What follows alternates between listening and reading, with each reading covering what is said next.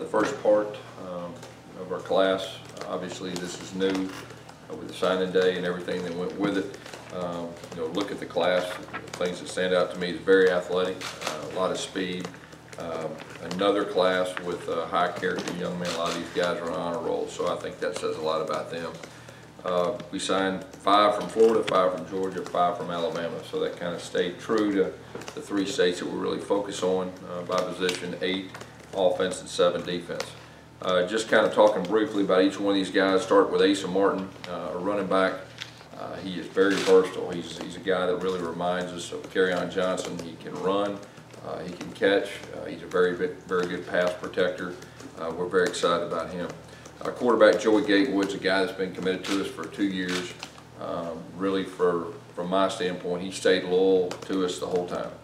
Never flinched. We had a coordinator change, and he hung in there with us. He is a very big guy. He can run. He's very athletic, and has a chance to be a real special player, we feel like. Smoke Mundy is a tall, rangy guy, defensive back. He can play corner, can play safety. He really plays with an edge, and he's got a great personality. Very excited about him. Josh Marsh, linebacker, a guy that really caught our eye in camp. I think he ran a 4.48 in our summer camp and just flew around. Has an edge about him. Very excited about him. Daquan Newkirk, a defensive lineman that has been committed to us for a long time out of high school. He had to go to junior college. He played running back in high school. Just very athletic, big guy. Really excited about him. Jamie Sherwood, defensive back, a big athletic guy. He's 6'2", around 200. He played offense, played defense. I know a lot of schools were recruiting to play offense. He's got that ability. Very excited about Jamie. Christian Tutts, a corner, really plays with an edge. He's got very good ball skills. He's a very good returner. And really what stands out to me is just the competitiveness. And very excited about him. Michael Harris is a big, rangy linebacker. He can play all the positions. He can rush the passer. I got a chance to watch him in person, and he just really played lights out. Very excited about him. Sean Shivers, running back. Really, Sean is one of the leaders of this class that really helped with the recruiting and everything that goes with that. But really reminds me of kind of Ontario McCaleb as far as speed and pads. I mean, he can really run. He plays a lot bigger than he is and really plays with a great edge with that. Cameron Stutz is a big athletic offensive lineman. We think he's got a great upside. He was committed to us. He chose to come and still work out in camp. I think that says a lot about him. Really competitive, and really think his best days are ahead of him. Jaleel Irvin will play center for us. He's a guy that also was a big help with recruiting, one of the leaders of the class that really set the tone and stayed consistent. Really think he's got a good upside too, very athletic. Jacoby McLean's a linebacker that can run. He is very physical, and he's like a heat-seeking missile going to the ball. Very excited about him joining us. Seth Williams is a big receiver, 6'3", about 215, great basketball player. I think he's got great upside. He's a big-time athlete from Tuscaloosa, and we hadn't got very many guys from there in the past. Shedrick Jackson, a wide receiver. Really what stands out to me is he's so polished. He came to our camp, just did a great job with his route running, coming in and out of breaks. He ran a 4.4. I think he's got a chance to be a real special player too. And then Coyote O'Delly is a defensive end. He's a guy that we think is going to be an excellent pass rusher. He also came to our camp and just really stood out, and I really like his personality and all that. So that's just a summary of all of our guys that signed so far, and very excited about them.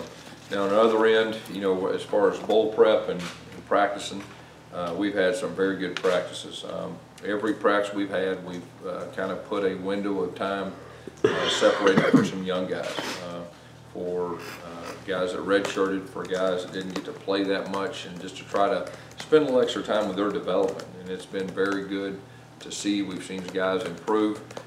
Our focus has been very good in practice. Our coordinators are very pleased. I know I'm very pleased, and everybody's practiced. So we expect everybody, to play in the bowl, and so far so good. And we got one more practice in the morning, and then we're going to turn our guys loose for a short break to spend Christmas with their family, and then we will report to Atlanta on the 26th and start getting in our routine as far as that goes. A lot of moving parts right now. Obviously, this signing day is new. You know, anytime you go through something the first time, there's things you learn. You know, the big thing for me is, you know, as a coach, you just do it, and you get used to it as it goes. The big thing for me with this early signing day is, you know, really high school coaches, I'd like to hear what they think, and I'd like to hear what high school players think, because I know there's a lot of pressures that go with that, you know, making decisions, especially early. All right, questions? You said there's a lot to learn from going through it the first time. So what did you learn about this early? Well, I mean, you know, I think just from the standpoint of just trying to plan. You know, for example, I can go out one time, you know, in a home, and going out before the Christmas break is pretty rare unless it's an early out guy. So just the strategies that go with that, and that's just one example, you know. How difficult do you think it would have been, looking back to the year you got the job, the time crunch of a first-year coach coming into a program? Yeah, I think that's probably a real big challenge, you know, for the coaches, just have a short period of time. Because a lot of times you've got to make decisions, you know, if guys are already committed, you know, do they fit your plans? Because every coach and every coordinator is a little bit different, and I would believe that would be a challenge. Yes, you went on the SEC Network today and compared Joey's skill set and his athleticism and his body to Cam. Yeah. You don't have a problem setting that bar as high for that young man. No, you know, really, it's the physical tools that he has. I mean, you know, there's only one Cam Newton. I think everybody knows that. But just from if he walked in the room, he'd look like Cam Newton. So that's probably the fairest and the best way to put that assessment. Gus, with only 2 scholarship quarterbacks, though, how important was not only getting Joey, but keeping him and having him part of the class? There's no doubt. And, you know, I got a lot of respect for Joey. I mean, there's a lot of people all around the country that are wanting him, and he stayed solid. He's been committed to us a long time, and just very loyal. He's got a wonderful mother, and they hung in there with us, and we felt very good about it. So we're glad to have him, and he'll be here early too. And I think that is even a more of a benefit, especially you know, with a quarterback. And of course, we'll have 8 guys that will be here in January. And, you know, there's I guess 4 or 5 of them that have already practiced with us, which I think is always good to get in that rhythm. What do you let them go through, those 4 or 5 guys? What do they do? Yeah, you know, the individual drills are probably the biggest thing, you know, as far as that goes. And you know, after they get acclimated, you know, they can be a part of 7-on-7s and stuff like that. But probably more than anything, it's just getting around the coaches, getting around their teammates, getting a good understanding of how you operate, how you practice. So when you get to spring, you have a little bit extra time to kind of already know what to expect. I know it's probably a dumb question, but I'm used to asking them. Did anybody stand out among those guys when you get to see them out there? They all did. Yeah, they really all did. They all did in a positive way, I felt like. Just like, yeah. And a lot of times it's just confirming too. But yeah, they were all impressive. Gus, from a general standpoint, how many kids this time last year were you still recruiting? And how many less is it now because you've been able to sign these guys? I mean, I think, what did we have last year? Like 9 guys that signed early or something like that. So, you know, it'll be different. You know, it'll be different as far as once you get back on the road in January. I think you'll be able to zero in more on your targets. And then, probably more importantly, is get a head start, you know, in 2019 and even 2020. So, you know, there'll be some strategy as far as that goes. You know, once we get back from the break. With 15 guys signed, what positions do you feel are, you know, the biggest needs going into this final month? Yeah, you know, I really feel like we need a big-time tight end. You know, and I feel like we need another, you know, O-lineman, impact O-lineman or 2. And, but overall, I'm feeling really good about where we're at. And everything pretty much held true to what we thought. There wasn't a whole lot of surprises. And, you know, the way that our coaches have recruited, they recruited a lot of these guys for a long period of time. And I think when you do that, you get more stability. And I think also you're less likely to be accurate on your evaluations of the players that you sign. What's it like today, you know, previous sign days when it's in February, you're sitting around waiting for announcements 2 or 3 times on pins and needles, and today you didn't have any of that drama. Do you prefer that, or? Well, it was different. It was different from the standpoint that, you know, we're preparing for a bowl game also, and, you know, preparing for practice and everything that goes with it. And then you're also having to recruit and get ready for a signing day. So that was the challenge. That was new for everyone. The fact that we kind of had a pretty good idea already, like I was saying, there wasn't a whole lot of surprises. Probably took a little of the stress off that it could be a little bit different, but there wasn't a lot of stress from our end, and I think that's a good thing. As intense as this period was for everybody with bowl prep and things like that to deal with this early signing, yes, between now and the February period, do you think it'll kind of pick up the intensity for those who didn't sign, those players who came in the class, where guys who maybe you weren't recruiting as heavily before, now that there's just a smaller talent pool to go after? Well, yeah, I think you just said it. There will be a smaller pool of guys that hadn't signed, you know, obviously compared to previous years, so I think it will be a little different. I know there's still a couple of days for guys to sign if they wish in this period, but what's your message to guys who are committed here who haven't signed yet, or guys who are thinking about doing so but waiting until February? What's your message to those guys? Yeah, I mean, we've recruited guys for a long period of time. We developed great relationships with guys, and you know, if you really look at really our history over the last 4 or 5 years, you know, once guys are committed to us, usually stay committed to us, and I think that's a testament to our coaches and really the way we recruit. So what do you think about Quindarius Monday going by Smoke? You're going to have Smoke, a big cat. It almost sounds like the XFL. But, I mean, just what do you think of that with these kids? And will you call him Smoke when he gets on campus? Yeah, I called him Smoke the whole time he was being recruited. And I called Big Cat the whole time I was recruiting him too. So, no, I don't have a problem with it. Never looked at it that way. The XFL, both those guys are excellent players. And both of them will probably play in the NFL. Yes. When you look at your safeties, Smoke and Sherwood and Christian Tutt, are those guys that could help out right away? Because there's no doubt. I mean, we recruited. You see the guys we're losing, our 2 senior safeties, and you know, we're recruiting those guys to come in and help us, and they know it. And they all 3 have a skill set that you know, they can. And the great thing is all 3 are going to be here early. They'll go through spring, and I just think that is very, very valuable. And you mentioned offensive line and tight end. Is cornerback another position you would like to? What's that? Is cornerback another position you would like to add to? Yeah, I mean that's we'll still be recruiting some corners. With Asa Martin, what do you really like about him going forward? And could he contribute immediately next season if needed? With, you know, obviously Carry On has a decision to make with the NFL himself. Yeah, you know, the thing that stands out to me is he's very well rounded. He is very good running the football. He's got great quickness. He's strong. He protects. I mean, he is a very good protector in high school, which is rare. A lot of guys in high school have to learn to protect. He already has that figured out, and I think that's big. And he catches the football out of the backfield like a wide receiver, and so he's going to give Coach Lindsey a lot of versatility. And to answer your question, he's here early, and he's got a very good skill set, so you know, he'll be in the mix. You mentioned all the players are good, but specifically how's Carry On looked and performed in practice so far? Yeah, he's looked good. He's practiced every day that we've been out there, and you can see him moving around better and better, you know, every practice. Do you think he'll be 100% by the time the year stays here? I hope so. I think there's a chance of that. You know, we'll see once we get the bowl side, but I think there's a chance of that. Yes, the group of 5 team has won 2 out of 3 times since they started the current system of years, 6 bowl games. How big a challenge is it to get to a high level of, I don't know if motivation is the right word, but of energy for a game like this when the season didn't finish quite like you wanted?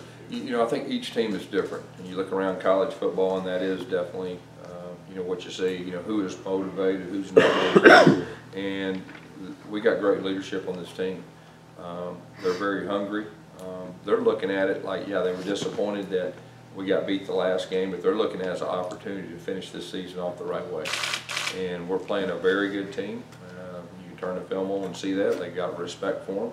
A chance to win an 11th game is very big for this senior class, very big for this team. And like I said before, it's even you know, bigger for the future. So you know, our guys are going to be ready, and they're going to have have to be because we're playing a very good team. It seems like you guys, and I might be wrong, are practicing a little bit less than previous years before bowl games. Could you take me through the thought process with the timeline for your practices and why you decided to start preparing for UCF when you did? Because I know UCF's coach said, hey, they only start on a Saturday. We start on them early last week, and they kind of see that as an advantage.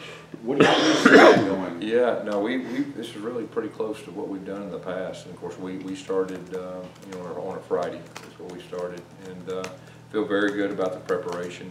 We've had very physical practices. We've had very good practices, so I feel very good about that. And then once we get to bowl site, you know, we'll get in our normal routine. Because when they've made, between Scott Frost saying that they thought they were ahead in preparation, or their running back talking about SEC speed, and then you guys hadn't seen speed like theirs, whether it's true or not about addressing it, but just when your players are going to be seeing those kind of comments for a couple of weeks leading up to this game, how do you choose to address it with the team when they see things like a player making a slight about SEC speed or something? Do you address it? Do you bring it up? Do you acknowledge it? No, you know, we worry about ourselves. Like I said, we've got a lot of respect for those guys, and I got a lot of respect for their head coach. I mean, he's a very good head coach. They're the only undefeated team in college football, and you know, so don't get too much into that. You know, their head coach probably got asked, you know, was he distracted from taking that job, and his defense mechanism probably came back like that. But I got a lot of respect for him, and he'll have his team ready, and they do have some speed. So we'll see who wins, but I know our team. I'm worried about our team. Our team's worried about us, and you know, we just need to be prepared and we need to play with it. I'm going to ask you about some of the young guys. What have you seen on Nick Brahms and Calvin Ashley so far? Yeah, Nick Brahms is really, you know, he's got something to him. He's got some fight to him. He's got a lot of courage. Calvin Ashley really has taken the next step, I feel like. You know, he really stood out and did some very good things. Rodarius Ham also has had a very good, you know, week or so of practice since we've been back.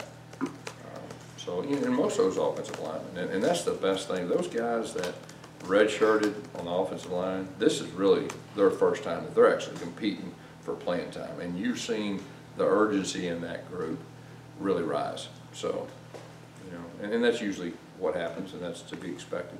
Another red shirt I want to say about, sorry, No. Alec Jackson. Have you had a chance to watch him at all? Yeah, Alex in that same boat. Tayshawn Manning, Alex, they're getting a lot of work. You know, they both have a skill set. And just to follow up on that, Rodarius Ham and Tayshawn Manning obviously overcame some tough things, cancer. Yeah. Just talk a little bit more about them, what you've seen their progress, and can they contribute next season? You know, I definitely think they can, and you know, they went through very tough situations and fought through situations to get where they're at, and you know, it's been really neat for me to see those guys grow and get more confidence and get their strength and everything that goes with it. And got a lot of respect for both those guys. I know in the past you're motivated by past losses and everything. By what? You're motivated by past losses. You've only had one bowl win since you've been here. Is there any motivation from that? Anything you can correlate to why you've had the losses in bowl games? You know, of course, you know that the national championship loss was tough, and there's no doubt. And I think the next year we lost in overtime, which, you know, is also a tough as far as that goes. You know, I just think it's each year is different. We got a hungry team, but to answer your question, no, I don't think about that. I just think about this year. You guys mentioned Scott before. Did you know Scott much? I know he coached at Oregon a couple of years ago, and did you follow him at all, even when he was back playing in Nebraska? Do you know him well? Or? You know, I don't know him well. We've had a couple of conversations, but just from the outside looking in, you know, I think any coach in the country would respect what he did, you know, at Oregon when he was there. And then, of course, obviously at Central Florida, taking a team that a couple of years ago, you know, was not playing that well, and then all of a sudden they're the only undefeated team in college football. So he's definitely doing a great job. Have you seen any impact from the wins, recruiting again, the wins in November, the new contract situation, with this 2018 class? Is that something that helps maybe more for the 2019? You know, I mean, it helped here, but it'll help more in the future. I think stability, and like I said before, I mean, this day and time, stability in this league is rare, and I think that'll be a really positive moving forward. And then anytime you play big games, and if you're successful in big games, obviously it helps.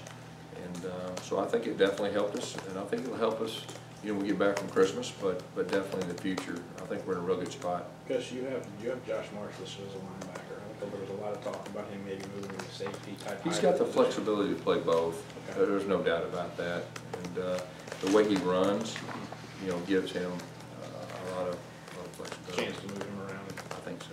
Gus, you've got a couple more days left in this signing period. Do you foresee this being the end of these 15, or do you think there's a possibility of maybe adding one or two before Friday? I think there's a possibility. I think there's a possibility of adding.